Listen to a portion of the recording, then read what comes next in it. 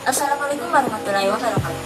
Saya Putri Febrianti, NIM 19210410. Pada kesempatan kali ini, saya akan membahas tentang contoh kasus larangan praktek monopoli. Kata monopoli secara etimologi berasal dari bahasa Yunani, yaitu monos yang berarti penjual, sehingga dapat diartikan bahwa monopoli adalah suatu kondisi bisnis di mana ada satu penjual yang menawarkan suatu barang atau jasa tertentu.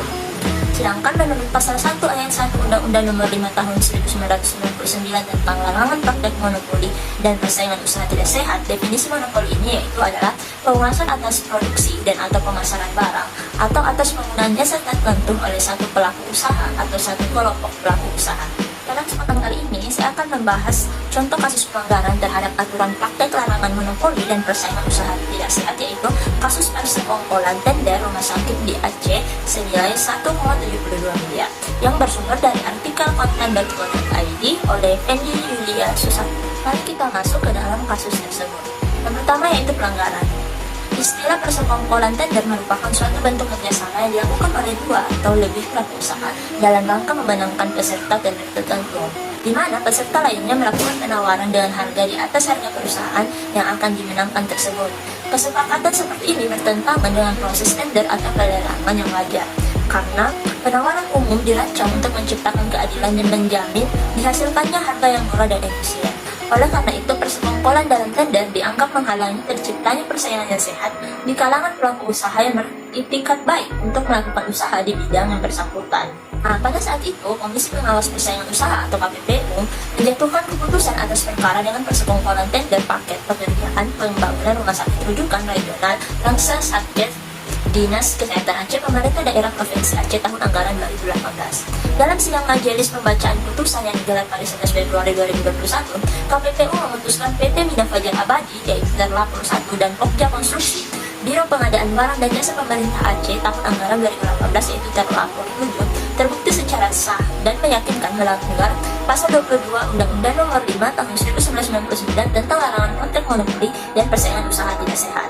Dalam proses persidangan, Majelis Komisi membuktikan adanya persekongkolan vertikal yang dilakukan oleh terlapor 1 dan terlapor 7 dalam pengadaan tersebut, khususnya dalam bentuk pembiaran dan fasilitasi yang dilakukan terlapor 7 kepada terlapor 1 untuk memenangkan tender. Selanjutnya yaitu dampak dari kasus ini.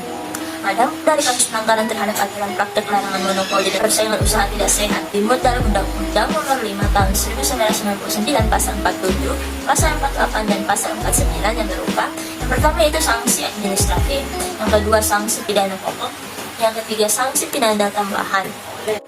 Menurut ketentuan Pasal 47 Undang-Undang Nomor 5 Tahun 1999, Komisi Pengawas Persaingan Usaha menjatuhkan sanksi administratif terhadap pelaku usaha yang terbukti melakukan perbuatan melawan atau melanggar hukum akan diberikan sanksi administratif berupa: yang pertama pembebasan perjanjian oligopsoni, penetapan harga horizontal, penetapan harga vertikal, perbedaan harga, pembagian pasar, pembatasan pasar, boikot, pembentukan trust perusahaan sejenis, dan perjanjian tertutup termasuk TIES.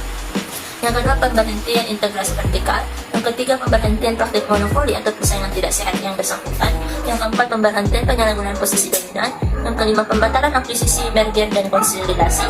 Selanjutnya itu pembayaran ganti rugi, dan yang terakhir pembayaran denda minimal 1 miliar rupiah dan maksimal 25 miliar rupiah. Sedangkan sanksi pidana pokok sebagaimana disebutkan dalam pasal 48 Undang-Undang Nomor 5 Tahun 1999 dapat dijatuhkan oleh pengadilan negeri terhadap pelaku usaha yang terbukti melakukan pelanggaran terhadap undang-undang tersebut.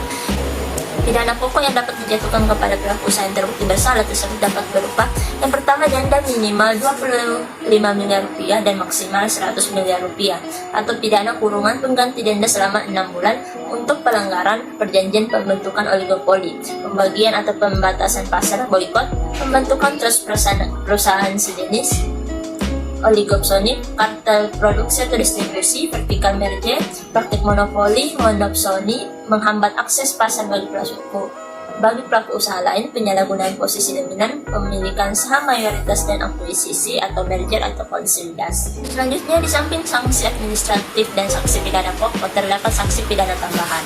Sanksi pidana tambahan ini dapat dijatuhkan oleh pengadilan negeri terhadap pelaku usaha yang terbukti bersalah berdasarkan pasal 49 Undang-Undang Nomor 5 Tahun 1999, yaitu berupa: yang pertama pencabutan izin usaha, yang kedua larangan kepada pelaku usaha yang telah terbukti melakukan pelanggaran terhadap undang-undang, untuk menduduki jabatan direksi atau komisaris sekurang-kurangnya 2 tahun dan selama-lamanya 5 tahun. Yang ketiga, penghentian kegiatan atau tindakan tertentu yang menyebabkan timbulnya kerugian pada pihak lain. Baiklah, sekian dari saya. Terima kasih atas perhatiannya. Wassalamualaikum warahmatullahi wabarakatuh.